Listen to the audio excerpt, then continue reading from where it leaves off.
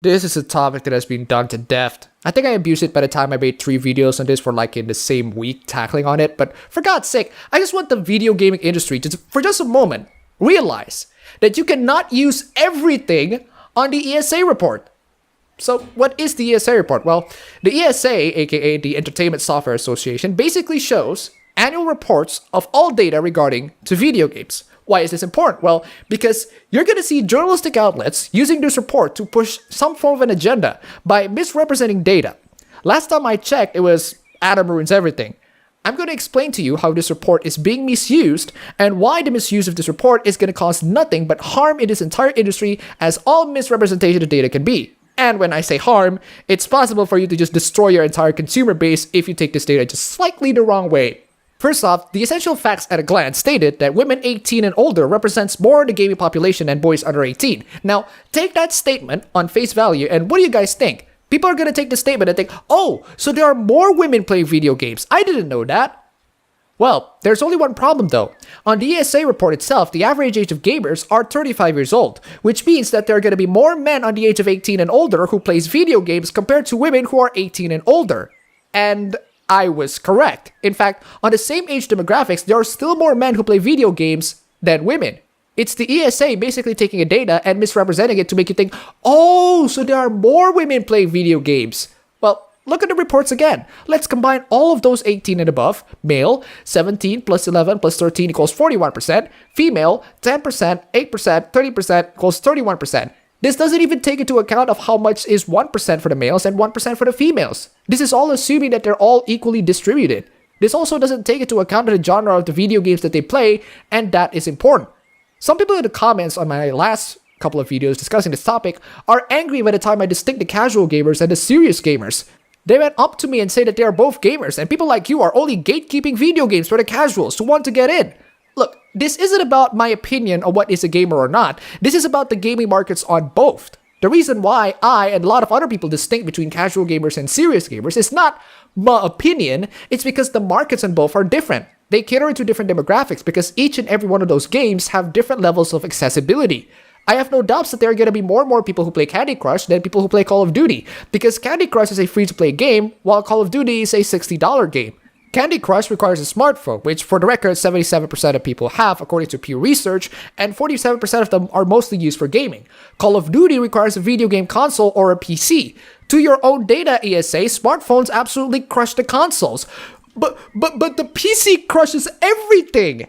Yeah, a couple of problems with that. 97% own a personal computer. 97%!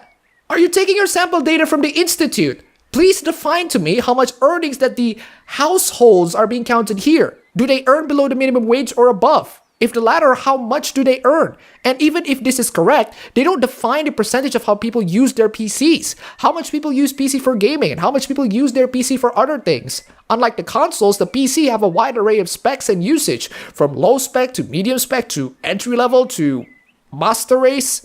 With these hugely misleading statistics, you're gonna have marketing departments going, hey, most people own PCs. From this, I can take that most gamers are PC gamers. Since most gamers are PC gamers, the male-female statistics last time means that there are more women playing PC games than men playing PC games. We should cater more into the women, ladies and gentlemen. Our last game absolutely failed miserably. Diversity is the best solution to make sure that the state of our next game do not tank. Let's do the same thing again to our other failed franchise, except with minorities. That won't end up with low sales at all.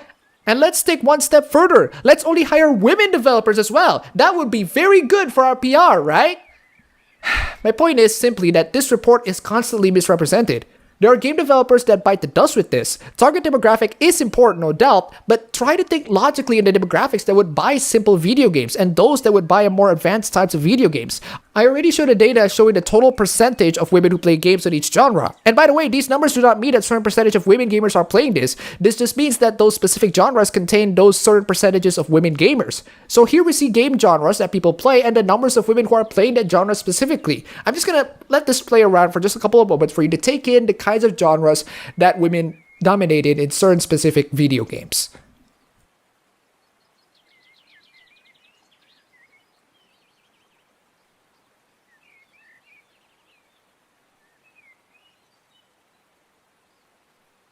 Alright, I think we're done here. You get my point, right?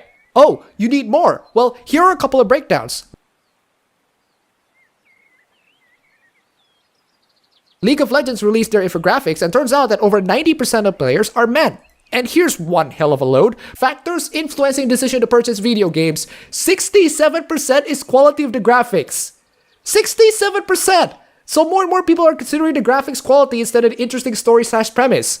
This is the one that I showed last time on my video, which is the ESA 2015 report. Here's the one from ESA's 2016. Quality of graphics is certainly not on the top tier. And unlike the last one that I showed, the other here on the 2016 chart is way too undefined. So every year, the ESA reports have gone lazier and lazier and lazier. The data becomes more and more vague, and game journalists are using this left and right. Even if some of the data can be used, some idiots are gonna misrepresent this for the sake of pushing political agendas and destroying the industry.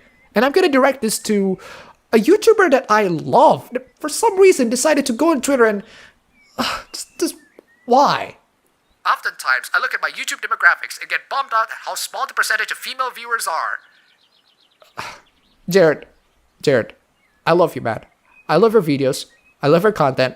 But this is total BS. I've explained to you why or how it's total BS. Different things are gonna appeal into different demographics. You're not gonna see more men gushing over boy bands. You're not gonna see more men buying dildos than women. You're not gonna see more men on makeup tutorial videos. I want everyone to feel welcome and be more appealing to all genders, but I have no idea how to go on about doing that. Maybe you should start making makeup tutorial videos. Video games have always had the incorrect stigma of it being a boys' club, and I don't want to be a part of that stigma. Why? Things are gonna appeal to different genders and demographics. There are women who play video games, but not a lot of them are. Not that it's your fault, but the sheer amount of people replying to you saying girls don't play games is really getting me down. Same. It's really disappointing to see so many make such a dismissive assumption. Dismissive assumption? I have data for you, Jared. You can go ahead and look at them yourself. You can go ahead and check these various data and reports out. Links and citations are always in the description. I'll be happy to educate you on this matter. Anyway, this conversation made it really clear on which followers on Twitter I should block. Well, never mind then. Never mind.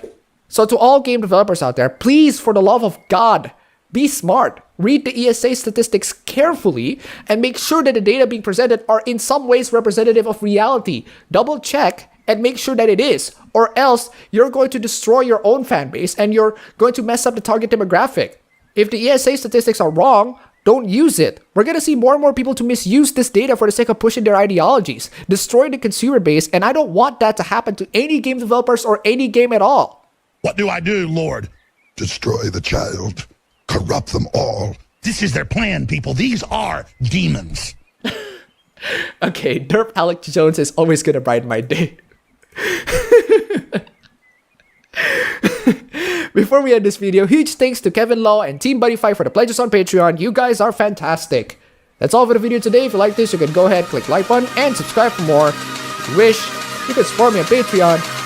And thanks for watching.